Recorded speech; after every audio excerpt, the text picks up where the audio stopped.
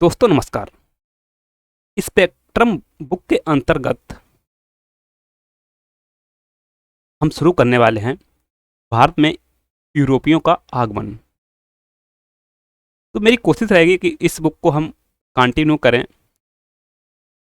और आप लोगों को ज़्यादा से ज़्यादा कंटेंट प्रोवाइड करा सकें। तो शुरू करने से पहले आपसे कहना चाहूँगा, यदि आप चैनल पर पहली बार आए हैं और चैनल को सब्सक्राइब नहीं किया है तो सब्सक्राइब कर लीजिए, जिससे हमारे आने वाले वीडियो का नोटिफिकेशन आपको मिलता रहे और हमें भी थोड़ा उत्साहवर्धन होता रहे। तो शुरू करते हैं आज के टॉपिक को।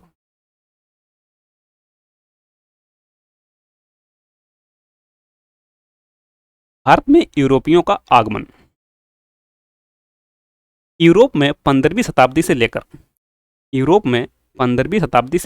19वीं शताब्दी के मध्य तक आशातीत आर्थिक रूपांतरण हुआ। अब 15वीं शताब्दी से लेकर 19वीं शताब्दी तक के मध्य आशातीत आर्थिक रूपांतरण हुआ। इस कालावधि के दौरान कृषि एवं विशेष रूप से विनिर्माण में अपनाई गई प्रौद्योगिकी के आधार पर व्यापार एवं बाजारों में विस्मयकारी एवं तीव्र वृद्धि हुई। पूंजीवादी सामंती अर्थव्यवस्था एवं समाज को प्रतिस्थापित कर रहा था। हालांकि यूरोप में होने वाले परिवर्तन यहीं तक सीमित नहीं थे। जो भी यूरोप में परिवर्तन हो रहे थे वो यहीं तक सीमित नहीं थे। 1500 ईस्वी के पश्चात विकास से घनिष्ठ रूप से संबंध विश्व इतिहास यूरोप में साकार हुआ। ऐसा इसलिए हुआ कि पूंजीवाद व्यवस्था के रूप में लाभार्जन और बाजार में प्रतियोगिता पर आधारित है। इसे कच्चे माल एवं वस्तुओं की बिक्री के लिए निरंतर विस्तार की आवश्यकता होती है।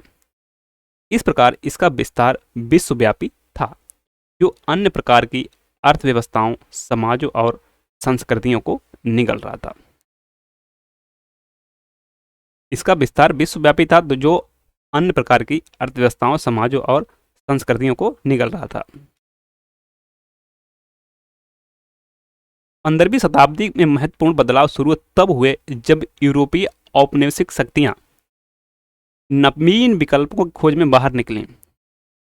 जो वहां की शक्तियां थी वो नए विकल्पों की तलाश में बाहर निकली। इसका यह अर्थ नहीं कि अन्य मौजूदा संस्कृतियों से उनका पहले संपर्क नहीं था, इससे पहले भी उनका संपर्क था। भारत के ग्रीक, यूनान और रोम, इटली के साथ क्रिश्चियन युग शुरू होने से पूर्व और पश्चात से ही व्यापारिक संबंध थे। चीन एवं एशिया के अन्य हिस्सों से संपर्क बेहद प्राचीन थे, जो समस्त मध्य युग तक जारी रहे। मार्को पोलो 1324 ईस्वी, जिसने चीन की यात्रा की। मार्को पोलो 1254 से 1324 ईस्वी, जिसने चीन की यात्रा की, के वृत्तांतों ने यूरोपियों को बेहद आकर्षित किया। जब वो आया यहाँ से, उसने वृत्तांत बताया तो उसने यूरोपियों को बहुत आकर्षित किया। पूर्व की बेशुमार धन संपदा और समृद्धि की कहानियों ने यूरोपियों में लालच में वृद्धि की। इटली ने लगभग 12वीं शताब्दी से यूरोप के साथ पूर्व के व्यापार पर एकाधिकार प्राप्त कर लिया। दक्षिण पूर्व एशिया और भारत के साथ व्यापार विभिन्न स्थल मार्गों और जल मार्गों से किया गया। एक मार्ग से पूर्वी वस्तुओं को फारस की खाड़ी से होते हुए इराक एवं तुर्की लाया गया। वहां से इन्हें स्थल मार्गों से जेनोआ और वेनिस पहुंचाया जाता था। एक अन्य मार्ग से लाल सागर होते हुए वस्तुओं को मिस्र में अलेक्जेंड्रिया लाया जाता था, लेकिन तब वहां स्वेज नहर नहीं थी, इसलिए अलेक्जेंड्रिया को भूमध्य सागर के माध्यम से इटली के शहरों को जोड़ा गया था।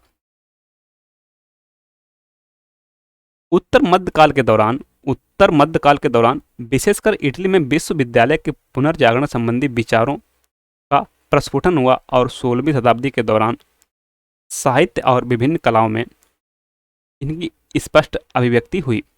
व्यापारियों, व्यवसायियों और बैंकरों के उदित हो रहे वर्ग से यूरोप के नवीन मध्य वर्ग का निर्माण हुआ। यह वर्ग पुनर्जागरण और सुधार आंदोलन से बेहद प्रभावित हुआ। पुनर्जागरण के उद्गम स्थल इटली में व्यापार 11वीं-12वीं शताब्दी से ही यूरोपीय देशों को कलात्मक और विलासिता की वस्तुओं की आपूर्ति कर रहे थे, जिससे वे बेहद संपन्न थे। इस प्रकार पूर्वी देशों के साथ इटली का व्यापार में वर्चस्व था और यूरोपीय देशों को सामान की बड़ी आपूर्ति इटली द्वारा की जाती थी।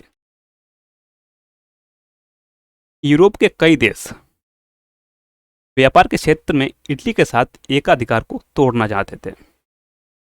यूरोप के कई देश व्यापार के क्षेत्र में इटली के एकाधिकार, जो उनकी मोनोपोली थी, उसको तोड़ना चाहते थे। 15वीं शताब्दी से ही अटलांटिक तट पर बसे देश अफ्रीका होकर पूर्व की ओर जाने का वैकल्पिक मार्ग खोज रहे थे। एक रास्ता खोज रहे थे अफ्रीका होकर पूर्व को जाने का। उल्लेखनीय है कि 15वीं शताब्दी के उत्तरार्ध में विभिन्न केंद्रीयकृत राज्यों और शक्तिशाली नरेशों का अभ्युदय हुआ, जिन्होंने भौगोलिक खोजों को बढ़ावा दे दिया तथा साथ ही खोजियों को वित्तीय मदद भी मुहैया की। जो भी खोजिए थे उनको आर्थिक सहायता भी दी गई। पुर्तगाल एवं स्पेन ऐसे देशों में प्रमुख हैं 15वीं और 16वीं शताब्दियों में मुद्रण और नक्शा बनाने का कार्य तेजी से विकसित हुआ। अब इन्होंने मुद्रण और नक्शा बनाने का कार्य तेजी से किया और कंपास, खगोलिकी प्रेक्षणशाला, बारूद इत्यादि जैसे प्रौद्योगिकीय उपलब्धियों ने खोजियों की अत्यधिक सहायता की। कंपास भी आ गया और जो बारूद तमाम चीजें आ गई, इससे क्या खोजियों को अत्यंत सहायता मिली। इस प्रकार पुनर्जागरण का अभ्युदय, कृषि में निवेश कम लाभ वाला सिद्ध होना, कच्चे माल की आवश्यकता, नवीन बाजारों की प्राप्ति एवं विस्तार, पूर्व की धन संपदा का आकर्षण, ईसाई मत के प्रसार की उत्कट इच्छा एवं यूरोप में पुरातन व्यवस्था सामंतवाद के स्थान पर नवीन व्यवस्था पूंजीवाद के स्थापित होने के कारणों ने भारत में यूरोपीय औपनिवेशिक शक्तियों के आगमन का मार्ग प्रशस्त किया।